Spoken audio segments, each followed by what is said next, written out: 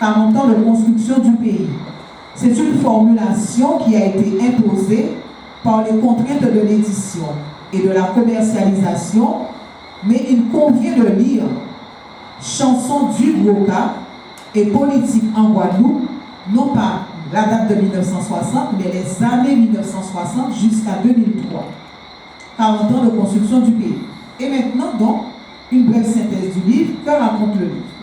En quelques mots, on dira qu'entre les années 1960 et 2003, des chansons du Gwoka ont participé en tant qu'acteurs et en tant que canaux de diffusion à la construction d'une autre vision du territoire de la Guadeloupe. La Guadeloupe, vue par elle-même, devient alors désormais un pays. Le processus de construction de cette nouvelle perception du territoire de la Guadeloupe s'inscrit dans une évolution chronologique. Dans les années 1960, la notion essentiellement géographique est empruntée à la littérature écrite ou orale, mais c'est une notion qui est relue, qui est revisitée pour lui attribuer une dimension citoyenne. Guadeloupéen, pour ton coup d'œil, si la récolte, Guadeloupéen, faites attention, portez un coup d'œil sur l'économie sucrière. Et ce titre de Robert Loison, qui est donc Canne à la richesse, en appelle à la responsabilité citoyenne de ceux qui ont des compétences. Ça est qu'à regarder plus loin, ça est qu'à tirer plus loin, ça est qu'à viser plus loin. Tous ceux qui peuvent voir plus loin, tous ceux qui peuvent anticiper, réveillez-vous. Dans les années 1960-70, le pays prend une dimension idéologique avec la Guadeloupe malade de Guy Conquête. Nous retrouvons l'hiver pour nous sauver, pays là, mes amis, ou bien sauver Papillon là, du Théâtre Volcan, ou encore Indépendance de Gérard Lequel, ou alors Mai 67 de Jean-Pierre Sainton, ou Métropole de Fritz Navel. Ces chansons décrivant un pays en rupture ou prenant une certaine distance avec la France. Plus tard, à partir des années 1990, c'est plus la dimension identitaire qui prévaut avec Complexe de Jomini ou Blackboard People de Jean-Pierre Coquerel ou encore Nous Rivet à dans le même bateau là de Éric Kozak. Ces chansons font la promotion du créole guadeloupéen et ou alors font prendre conscience de l'inscription de la Guadeloupe dans l'histoire de l'Afrique et de la Caraïbe. Enfin, ce sont 22 chansons de Canne à la richesse de Robert Loison à Papet de Soana Desvarieux et de Franz Sucab qui vont témoigner de la construction du pays. Les pionniers de cette implication de la chanson du Gwoka dans la politique sont Robert Loison et Guy Conquête entre les années 1960 et 1971.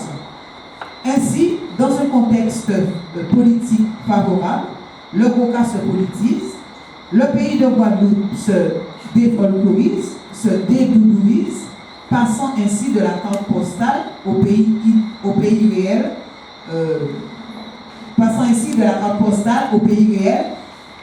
oui, dans l'idéal. Voilà. Cet idéal de construction du pays réel vulgarise un langage politique propre à la Guadeloupe. Alors, voilà pour la synthèse. Maintenant, nous allons passer à l'essence même, les logiques et les enjeux du sujet. Alors, première question, et question qui m'est toujours posée, pourquoi avoir travaillé sur le Gwoka par l'angle de la politique? Alors, pour commencer, il faut proposer une définition du Gwoka. Définition artistique, définition de ce que l'on voit, de ce qui se donne à voir, dans la pratique héritée, à savoir une expression artistique à trois langages généralement associés, le langage de la voix, par le chant en créole guadeloupéen, le langage des mains, qui produisent des rythmes des tambours, le langage du corps par la danse. Mais vécu, le Gwoka n'est pas qu'une expression artistique. Il s'identifie par ses dimensions plurielles dont il s'est doté au cours de l'histoire, dimension sociale, dimension spirituelle, dimension religieuse, identitaire, dimension politique. Et c'est justement un fait politique qui m'a poussé à entamer cette recherche autour du Gwoka, mais sous l'angle de la politique. En effet, La consultation électorale du 7 décembre 2003 en Guadeloupe a donné lieu à de nombreuses interrogations sur le devenir de la Guadeloupe dans la France. J'ai commencé donc par observer, c'est-à-dire j'ai commencé par repérer, j'ai commencé par noter la réaction des gens. Et j'ai constaté une réinterprétation de la question posée dans les régions françaises, à la question posée dans les régions françaises d'Amérique, pour la Martinique, la Guadeloupe, pour les îles proches, je crois pour la Réunion aussi.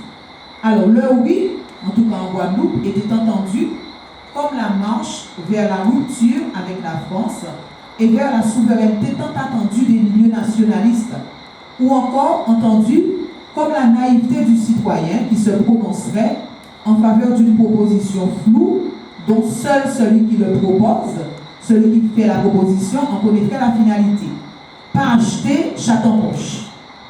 Le nom, n'achetez pas chat en poche. Je ne sais pas comment ça se dit en français. Alors, le nom était compris comme le maintien du statut de département et des institutions en l'État, garantissant la sécurité matérielle apportée par l'État. Voilà qui invitait à s'interroger donc sur le rapport de la Guadeloupe à l'État. C'est-à-dire que cette réinterprétation m'a poussé à chercher à comprendre ce qui se passait au niveau des relations qu'entretiennent ces deux territoires. Quelle image la Guadeloupe se renvoyait d'elle-même et quelle image la Guadeloupe avait-elle de la France? En tout cas, des rapports qui les unissaient. Et j'ai posé un postulat, voilà, que j'ai eu à vérifier. Le citoyen, l'homme ordinaire, celui qui a été appelé aux urnes le 7 décembre 2003, a peut-être répondu non pas à la question posée, mais à sa réinterprétation. Cette réinterprétation qui laissait à penser qu'il fallait, qui laissait à penser que ce citoyen, dans les années passées, n'est pas resté en dehors du questionnement sur les rapports de la Guadeloupe à la France. À un moment donné, il a pu le dire d'une certaine façon, de manière subtile, de manière affirmée. Il a donc exprimé ainsi son sentiment d'appartenance à la France. Parce qu'il y a une différence entre l'appartenance et le sentiment d'appartenance. L'appartenance, de toute façon, il n'y a pas de doute. Mais le sentiment d'appartenance, c'est est-ce que je me sens véritablement appartenir à la France? Quel lien nous unit? Et est-ce que ce lien-là est fort? Quel est le lien affectif qui nous unit et qui va créer la confiance? La confiance entre les deux territoires. Donc c'est cette problématique du sentiment d'appartenance que j'ai développée. Et je me suis dit que ce citoyen a certainement exprimé son sentiment d'appartenance avec des mots, des gestes, des comportements, mais aussi dans les chansons. Et pourquoi les chansons? Parce qu'en Guadeloupe, la palette des chansons populaires est très vaste, tout simplement parce qu'elle pénètre tous les domaines. Elle pénètre les relations sociales, elle pénètre les histoires personnelles, la politique. On chante pour prier, pour travailler, pour séduire, pour se divertir, pour revendiquer. C'est un art de vivre qui véhicule les codes et les valeurs de la société. La chanson dit le rapport des groupes sociaux et des individus aux gens humains, au territoire, qu'il s'agisse de l'insularité, de la distance, des risques naturels. La chanson est le miroir de la culture. Mais puisque les styles musicaux sont si nombreux, quel type de chansons faut choisir? Alors, j'ai commencé par me mettre à l'écoute des textes. Et j'ai pu constater le point commun des différents styles musicaux. Le point commun, c'est le social. Mais aussi, j'ai constaté l'orientation politique marquée du programme. À ce moment-là, je me suis dit que j'allais interroger les chansons du programme pour chercher l'expression de ce sentiment d'appartenance. Et à ce moment-là, j'ai eu à m'appuyer sur un colloque qui s'est tenu à Rennes entre le 9 mai.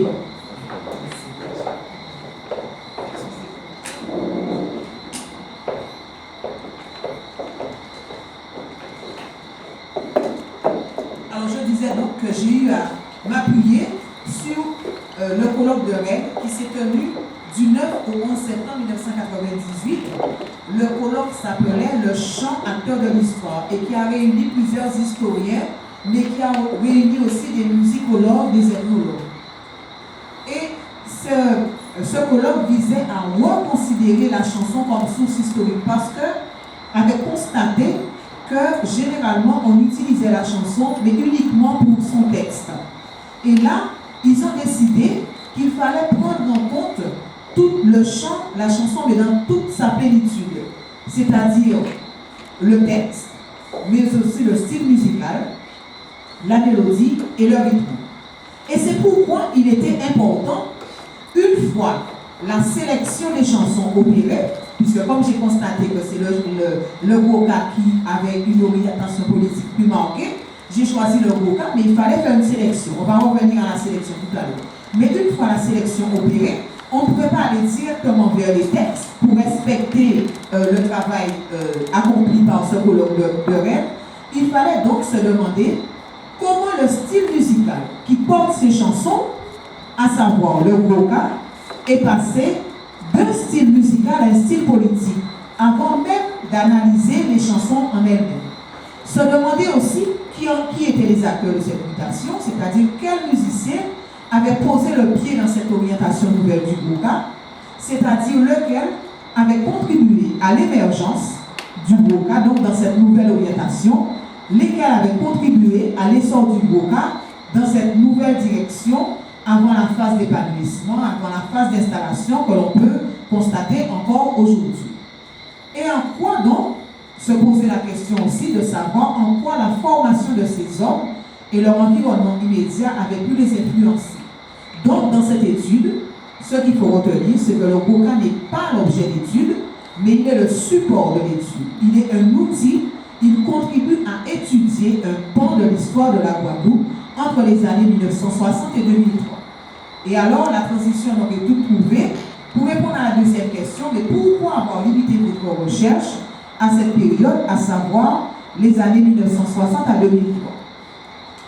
Tout simplement parce que le sentiment d'appartenance à la France, de toute façon, est certainement inscrit dans l'histoire.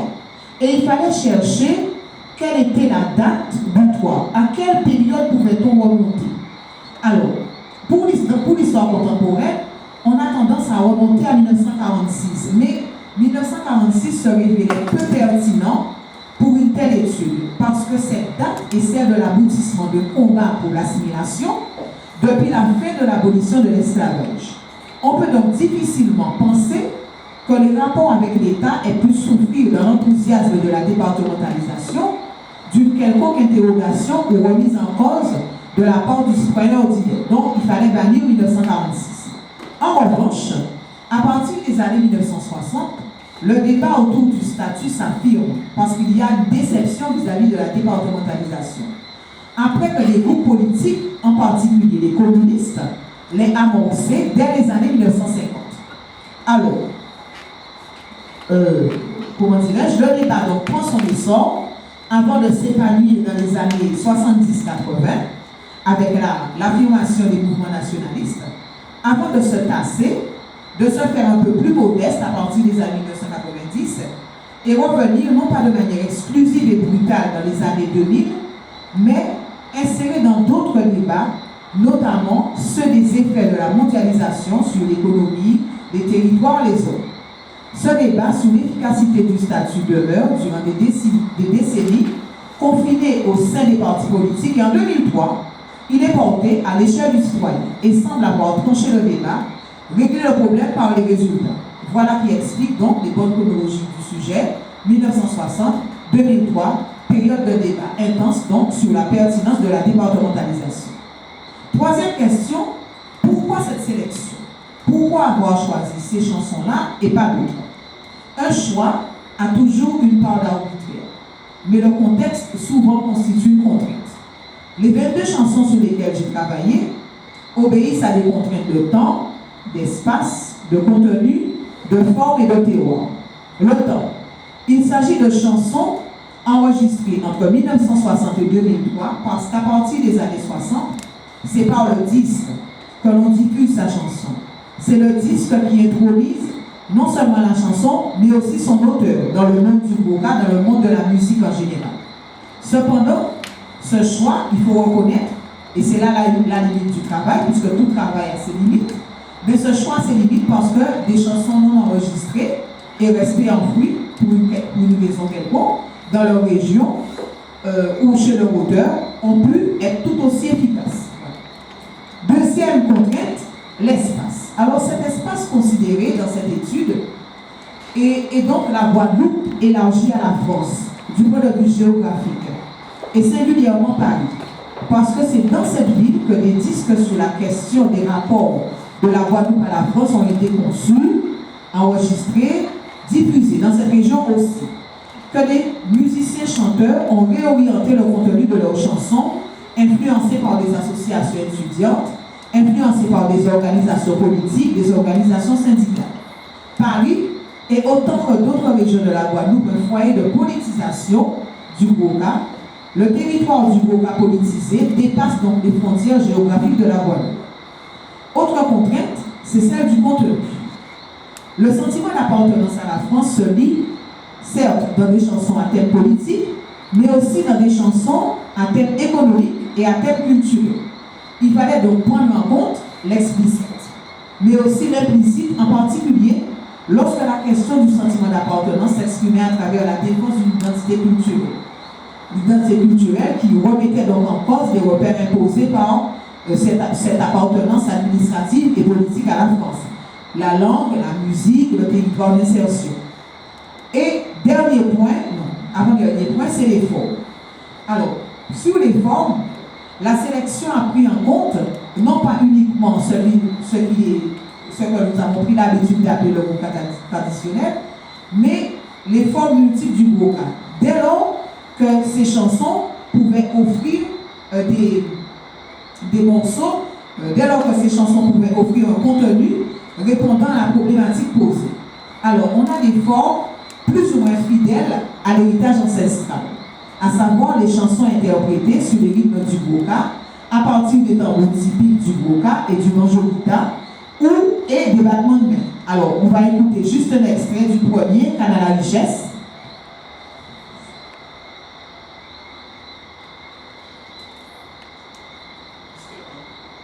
Oui, le 1, oui. Là, il n'y a pas de temps.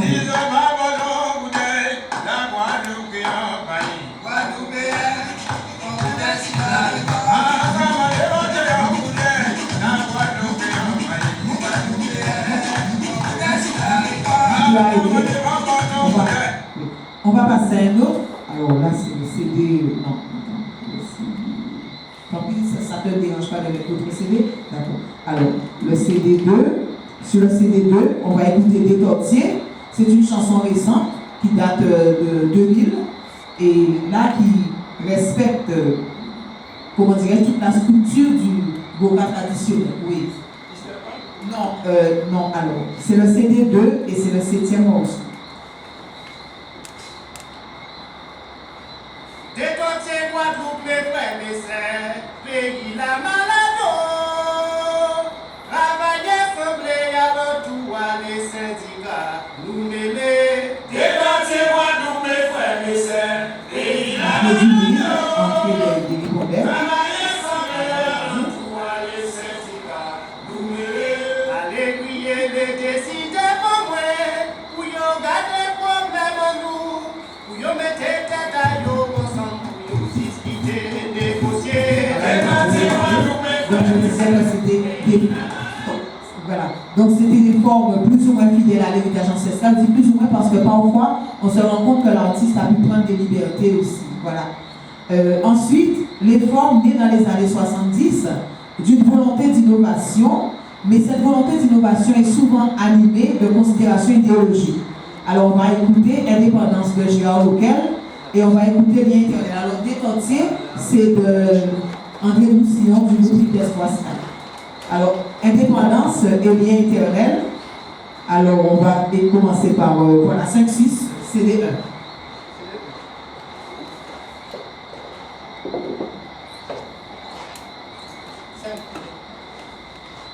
Là, c'est le Goka pour nous.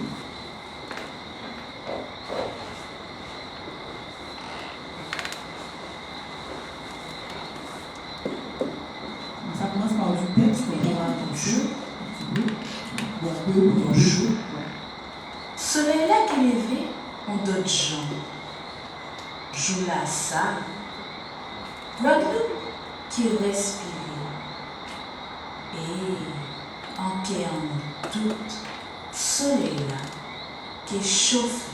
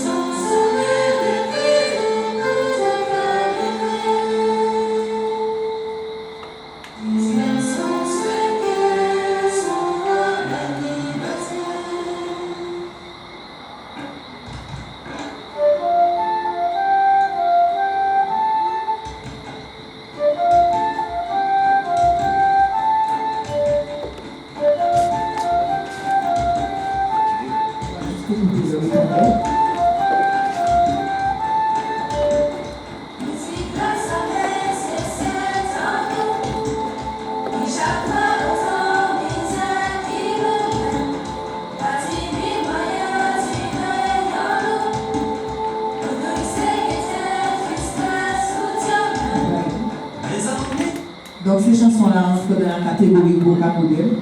Alors celui-là c'est donc lien interview, on n'a pas écouté l'autre. Donc celui-là c'est lien interview de Georges Coupé avec le groupe Kickball et l'autre Indépendance de Gérard Bouquet.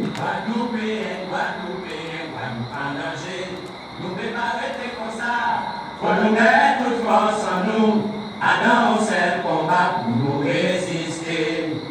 Des jours en jour, l'ennemi envahit nous, faut nous faire attention, tant qu'à passer. Guadeloupéen, nous tout à tout bout, tout ensemble pour nous paix. Sauver le pays là, et gagner liberté en nous. Sauver le pays là, et gagner liberté en nous. Et gagner liberté en nous. Alors, nous avons aussi donc sélectionné d'autres formes, des formes plus récentes, tout aussi innovantes, où des acteurs issus du monde du Goka et pratiquant le Goka ont pris beaucoup plus de liberté par rapport aux formes ancestrales. Alors, par exemple, la forme déboulée, qui associe les rythmes ancestraux du Goka et le rythme ancestral du carnaval sous des tambours de forme et de fonctions rythmiques variées. Alors, on va écouter maintenant, donc, voilà, en illustration, le Black Boy People de Jean-Pierre Coquerel avec le groupe Akio. Donc, c'est le CD 2 et la piste 5.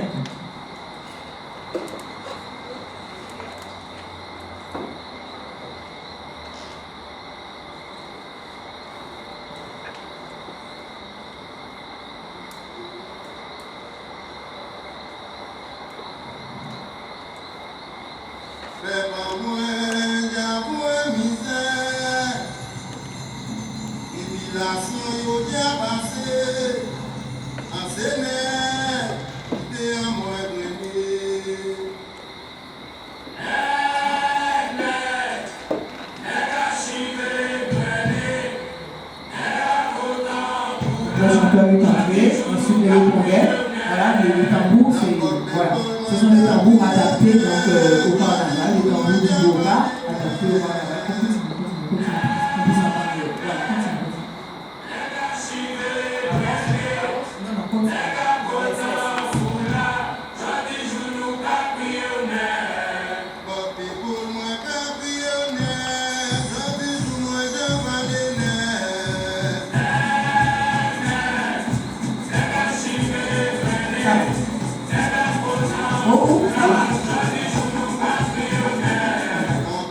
Voilà.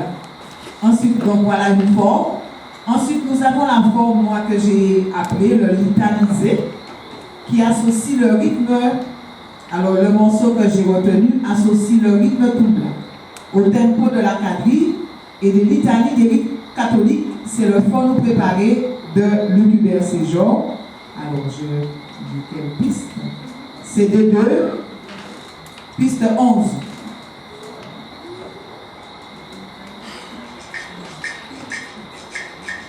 Belle, reprise. Aïe, solo. Belle, 1, 2, 3. Aïe, solo. Allez, puis Charlie Bachelor pour lui cogner Calabayou en reprise. Allez, puis Charlie Bachelor pour lui cogner Calabayou en reprise. Allez, puis il faut marcher pour lui jouer Saxo Bayou en reprise. Si jamais les mains après on deuxième temps sur vos rythmes, il faut tout voir. Si jamais les mains après pour le cœur qui a déjà cassé, va tout bloquer. Et un autre style aussi, c'est le chant de style récital. Sur un ou deux rythmes à la fois. Le papet de Soana Desvarieux, donc c'est François Super, l'auteur de cette chanson. Alors le papet, c'est le 12. Je pense que c'est le 12 CD2. Voilà.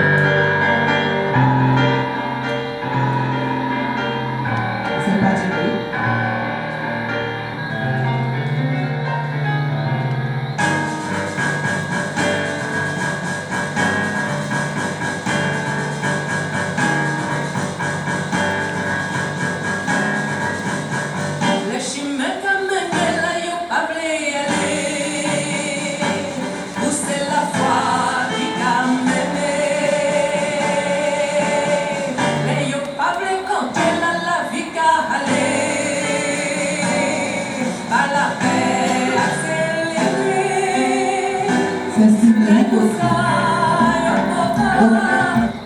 Donc on a sélectionné toutes ces formes parce qu'il fallait prendre en compte les formes dites traditionnelles, la forme moderne initiée par lequel, mais d'autres innovations aussi. Voilà. Alors une autre contrainte pour la sélection, c'est ce que j'ai appelé les terroirs du Goka. Parce que le Goka a pour territoire d'enracinement la Guadeloupe, mais chaque région se démarque, soit par la préférence d'un style, soit par la préférence d'un rythme. Ou mieux encore, ces régions ont produit des figures représentatives du Goka, à l'échelle de la Guadeloupe, certes, mais aussi à l'échelle de leur région. Régions soit qui les a vu naître, soit alors les régions de pratique, en donnant donc au Goka une touche originale. Et il fallait donc que chacune de ces régions soit représentée, et parfois, dans certaines régions, on a pu prélever 2 chansons au lieu d'une. D'accord, 2 ou 3 chansons au lieu d'une. Alors, j'ai voulu dans ce livre mettre une carte de ces différentes régions, mais c'était un petit peu difficile. Il y avait des contraintes d'édition, c'était un peu difficile. Alors, dans le prochain livre, il est, d'accord, c'est là. Donc, ces chansons, vous les trouverez dans leur intégralité en annexe de l'ouvrage, Goka et politique en Guadeloupe. Je vous remercie donc de vous joindre au cercle de mes lecteurs et de me rester fidèle pour les autres rapports de recherche à venir très prochainement. Je vous en remercie. Bonne lecture.